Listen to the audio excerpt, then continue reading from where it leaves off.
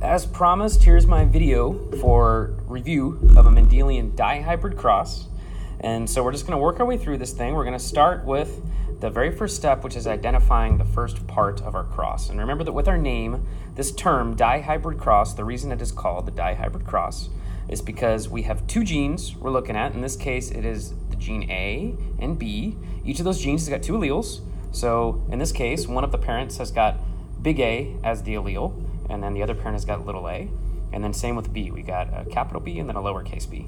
And so dihybrid because we've got two genes and we're going to cross them. So the first cross that you're given, this very original cross, the one we're looking at right here, remember that is the parental generation. And the parental generation in one of these crosses will always look like this. You're going to have one parent that is homozygous dominant and another parent that is homozygous recessive. And remember, homozygous means same. And so all of the alleles are the same inside of this individual for each of those genes. So we could have done the letter C, the letter D, the letter Q. It wouldn't matter. We're always going to have homozygous dominant crossed with homozygous recessive for our parental generation. So now we're going to cross the parents and get our offspring. So the offspring of a parental cross are called the F1 generation. And if we look at the F1 generation, again, are going to be a product of this cross, and you can probably do this in your head. Instead of thinking about both genes at the same time, that can be kind of confusing, just think about each gene at once. So let's look at just the A's. Imagine you were crossing just A with little a, little a. All your offspring are going to be big A, little a, big A, little a, big A, little a, big A, little a.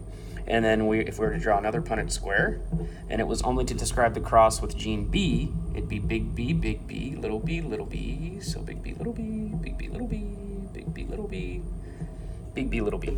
So over here, we would have 100% heterozygous, or big A, little a. Over here, we'd have 100% heterozygous, big B, little b.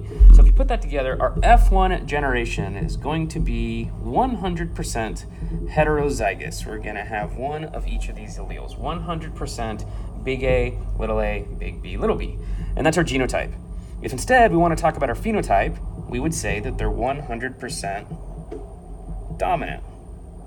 For both of these traits, they've got a dominant allele, and so their phenotype would be whatever the dominant phenotype is. And you would see that for all of the individuals. So for our F1 generation, we have zero variability because we've only got one outcome of this homozygous cross. Now we go down here to F2. And we're looking at our F2 generation. So for our F2, we have to cross members of our F1. So we're going to take a big A, big B, little b, and cross it with another big A, big B, little b, right, to get our F2.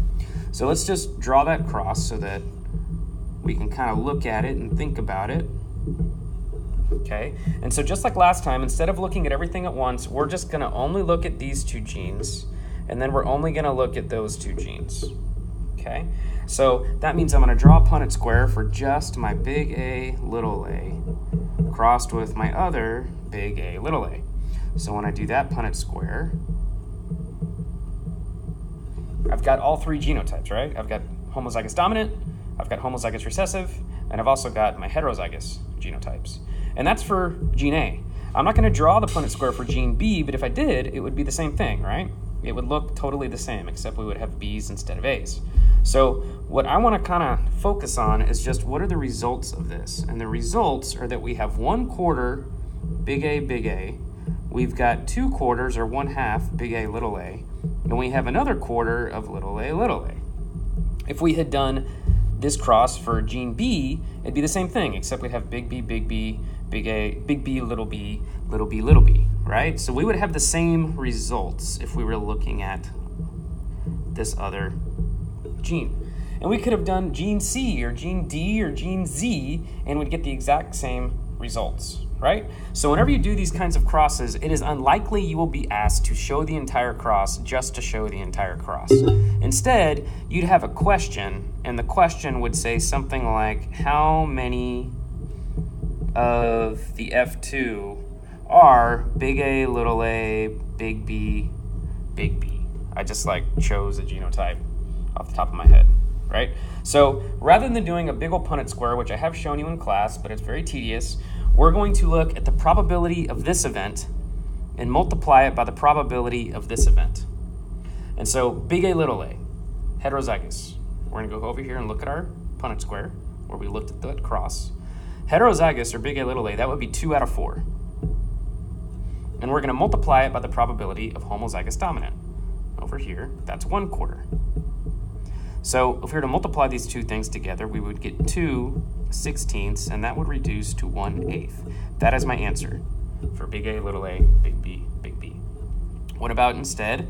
The question was like big A, big A, big B, big B. How many are those? Again, we'd get the probability of big A, 1/4. Multiply it by the probability of big B, 1/4. 1/16. That'd be your answer.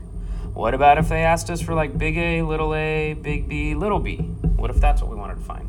We get the probability of big A, little a, 2 out of 4, big B, little b, 2 out of 4, and we would get 4/16, which is 1/4. Notice I could have done 1/2 times 1/2 instead of 2 over 4, and I'd still get the same answer in the end, 1/4. All right, so that would be our answer for that one. So as long as you understand how to do at least a monohybrid cross, you can always determine what it would be for a dihybrid, trihybrid, or tetrahybrid cross. You just get your individual probabilities, multiply them all together.